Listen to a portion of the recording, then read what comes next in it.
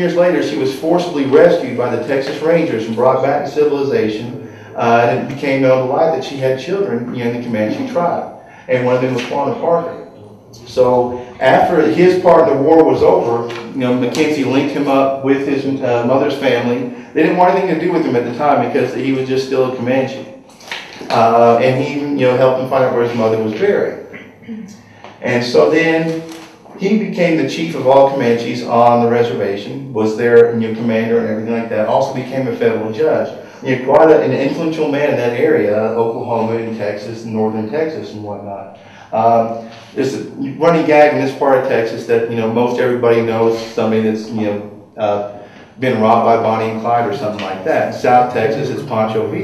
Well, in North Texas, it's Quanah Parker. Most people have traded the dog with Quanah Parker or sold him some corn or something like that, just like it is Bonnie and Clyde down here. So it's just one of them things.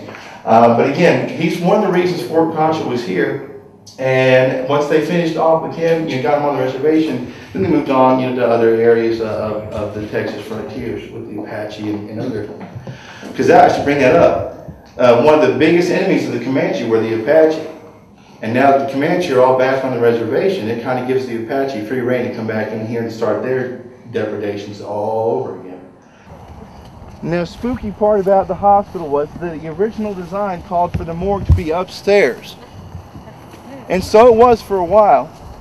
But West Texas made it almost unbearable for the people below, so they ended up making another building over there. And then they turned the upstairs into living quarters. Now, who would want to live in a place that used to be a morgue? Not a lot of people, even back in that time. Even though death was such a part of their life, the prospect of living in a morgue wasn't that too attractive. Some men, when they had a choice of living in a morgue or a tent, well, they would set up their tent over there behind those bushes and started keeping these under the beds.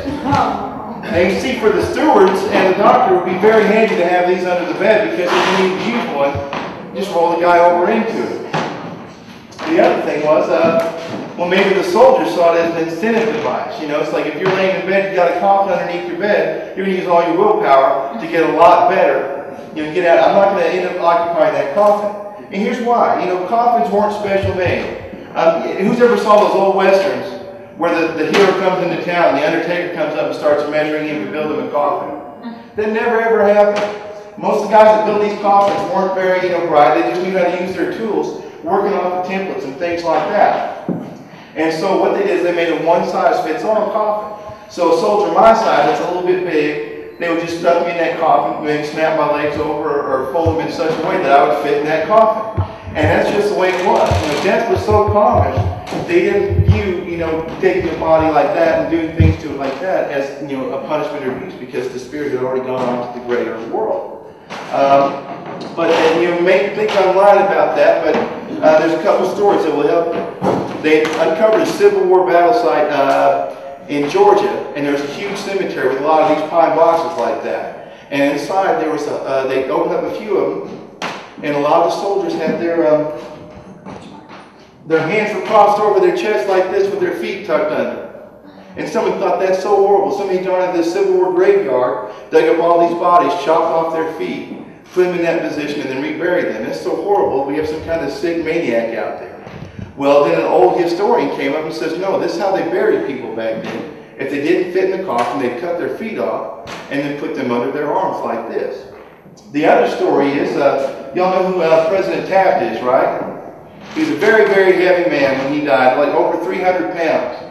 Now you think the President of the United States, no matter what time period or whatever he was, would get some kind of special coffin built for him and things like that, especially a heavy man like Mr. Taft. But they buried him in a piano crate. This is 1924. Quite a few number of years after Fort Concho. So I don't think that a soldier, just a lowly private, would get a special coffin built for him. He would just have to deal with what the government provided for him. And we have no more life. Somehow I broke it. Okay, any questions?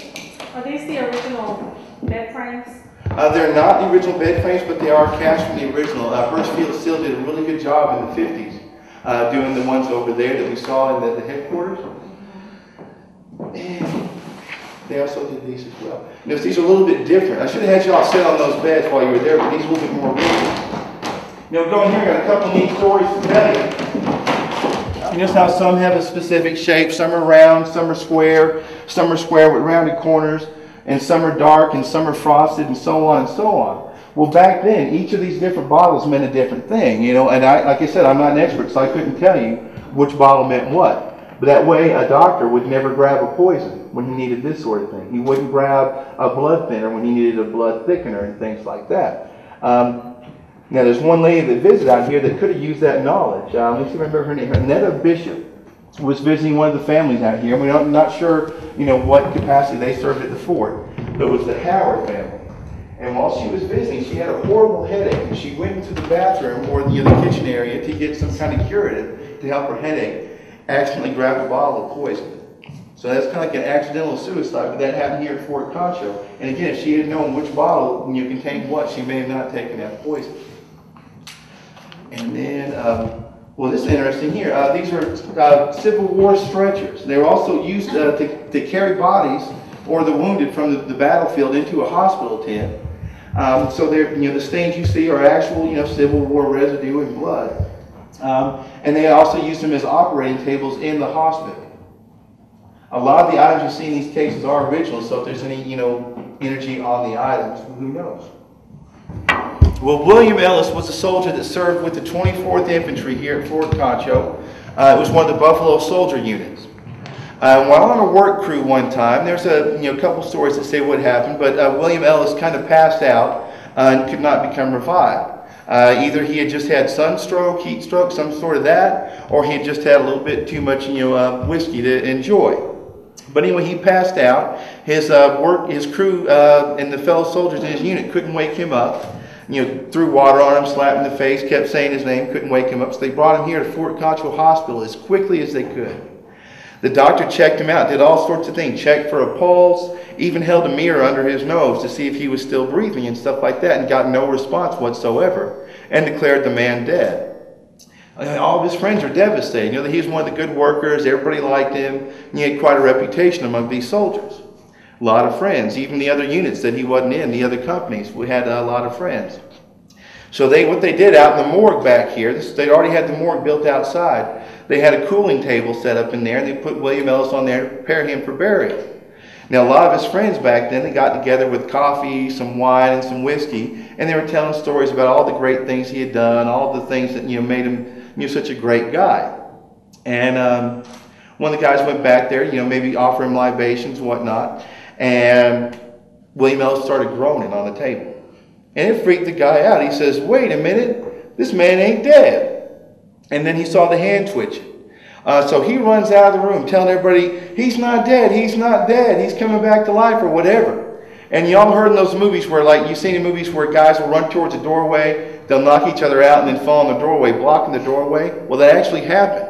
A couple of the guys ran out the door, and another guy ran right in between them. All three of them knocked their heads together, got trapped in the door, so everybody else started knocking out windows to get out. At this point, all the stewards in the hospital hear such a commotion over there, they think, oh, they're really, really partying over this guy. So they run over to see what's going on. Meanwhile, William Ellis is completely up off of the cooling table, walking through the morgue, trying to figure out where he is and why. I think he knows where he's at, doesn't know exactly why.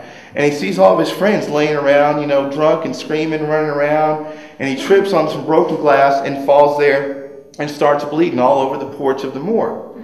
Well, the stewards see him and they freak out. They bring him into the hospital. And the doctor's checking him out, gets his pulse and everything, cleans up his cut and says, "My God, this man's made a complete recovery from death." And that's not the end of it. He started to go back over there to work again, but the minute he walked in the end of Barracks 5 where we were at, all the rest of the guys ran out the other door to get away from him. He only had a few more years to serve, so he finished off his service, doing whatever little bit of work he could, mostly by himself, because most of these guys were afraid of him. Now, he went on after he retired and lived in San Angelo for quite some time. So in the early 1920s or late teens is when he died. Well, they had a funeral for him, and everybody in the area came to that funeral for one of two reasons: to see that he finally stayed in the ground, or to see if he would pop up out of the coffin and surprise everybody yet another time. So that's the story of Dead Ellis. It's not a really scary story, but it's one of those weird, interesting stories that happened here.